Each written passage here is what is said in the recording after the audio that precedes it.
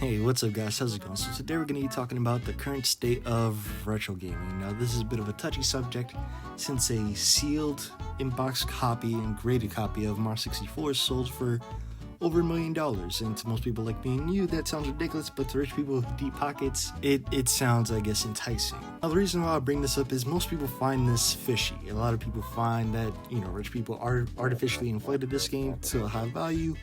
To be honest, I don't know much about that. I'm not going to talk about that because I don't feel like I should. But the point I want to bring up when it comes to this is it sort of ruins it for people like me and you that want to collect old games or want to play old games. Now it makes it hard for people like me and you to even find games. Every grandma, uncle, and auntie is going to find, their grandchildren's or children's old stash of video games and think can sell it for $1,000, which isn't even true. It's not even this that I mainly want to talk about. It's everything in retro gaming. Everything is just so expensive and inflated now. I mean, just look at the GameCube. I love this system. I grew up with the system, but my God, I cannot buy GameCube games nowadays. Well, at least first-party GameCube games. Like, let's just say I had $100 in my pocket right now, and I wanted to buy some GameCube games. I could only buy 2 or 3, if they're even good. I mean, just check out this one game, Skies of Arcadia. It's an RPG that came from the Dreamcast, and I heard it was really good.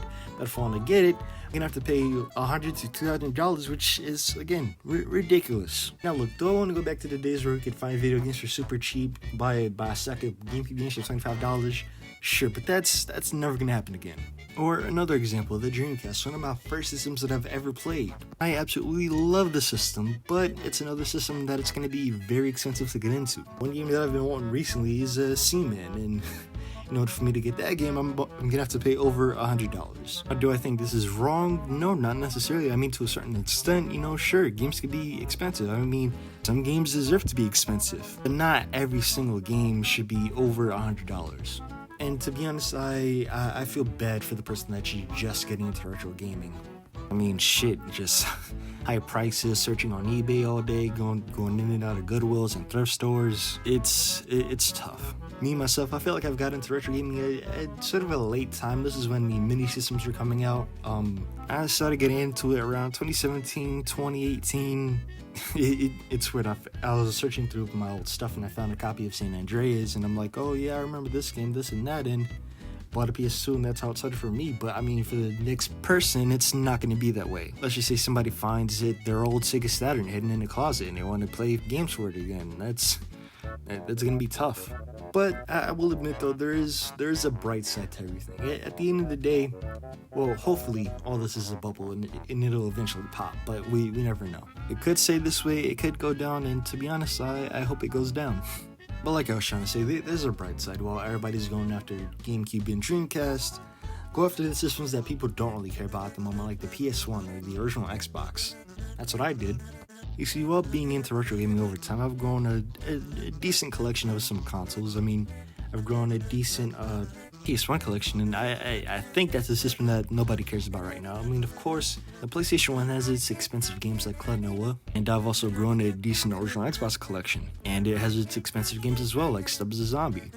What I'm saying is, at the end of the day, there is still a luck out there. You could still make it. You could still grow a decent collection. But at the end of the day, and this is just my opinion, it has to be a collection that you care about. It can't just be a hype collection. Oh, yeah, I have Stadium Events. Oh, I have Kirby's Air Ride. Oh, I have all the Dreamcast. It has to be stuff that you care about. Like in my collection, I at least have a memory with one of these games in my collection.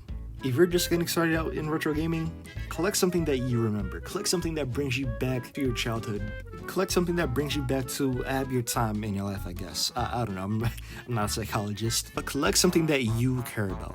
And if you want to get into retro gaming, hey, by all means, there's still a look out there. Again, me personally, I live near a mom and pop retro gaming shop, and their prices are great. They sell action figures, retro games, 80s lunchboxes. And again, all their stuff is fairly priced. And who knows, maybe you could find the same thing, just maybe explore your neighborhood one day. Maybe go in that random shop that you haven't been into in years. Maybe they may have some good stuff. You just gotta have to look and ask around. Now, do I still think eBay is a good source for getting retro games? Yes, but there's of course a bad side, the prices. If you want a specific game, you will have to bite the bullet when it comes to price. But it is what it is. Either way, if you guys want to, like, subscribe, do whatever you want to do, no rush, and tell me down below. What do you think of the current retro gaming market? Is it good? Is it bad? Let me know your opinion down in the comments, and I'll see you guys later. Peace.